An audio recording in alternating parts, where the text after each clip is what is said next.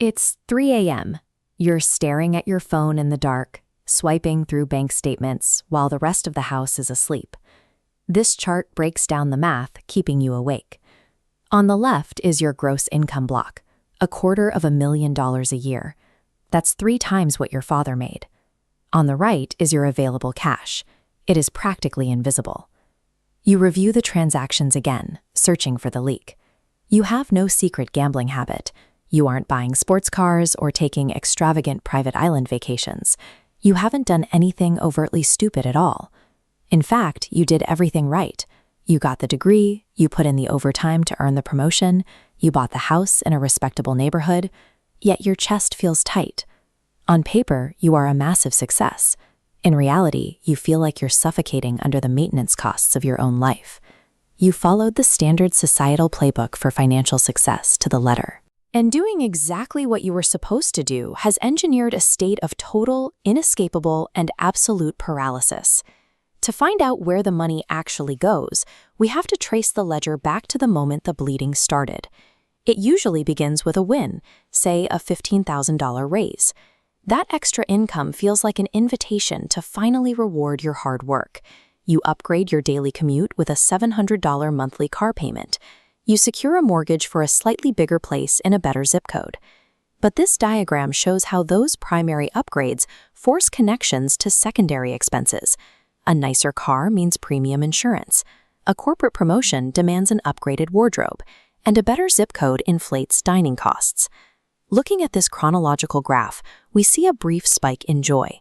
It flatlines within a week, but your baseline expenses permanently step upward and stay there. Earning a larger paycheck does not increase your freedom. Every extra dollar you bring in is instantly neutralized by permanent lifestyle overhead. Then come the microtransactions: $10 for cloud storage, $15 for premium apps, weekly meal kits, 4 different streaming subscriptions, a death by 1,000 tiny cuts that individually seem completely harmless. This cycle is mapped out in the continuous flow diagram you see here. Psychologists call it the hedonic treadmill. You get new income, you buy a lifestyle upgrade, and then your brain undergoes baseline adaptation.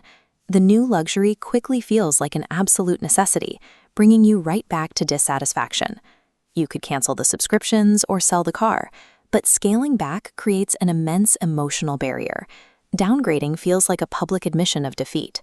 Instead, you look around at your peers, the ones bringing in $300,000 a year, and watch them take lavish vacations. You assume their financial security is rock solid. The quiet truth, they're trapped in the exact same cycle. They are completely faking their financial ease, drowning in the exact same silent panic. Maintaining the illusion of wealth requires you to work 60 hours a week, solely to fund a lifestyle you don't actually have the time or energy to enjoy. If you zoom out from your empty checking account and look at your overall net worth, the total number is mathematically very high. You are technically rich. This segmented portfolio breakdown exposes why that wealth is a mirage. Most of your money is locked inside 2 massive blocks. First, home equity, inaccessible unless you sell.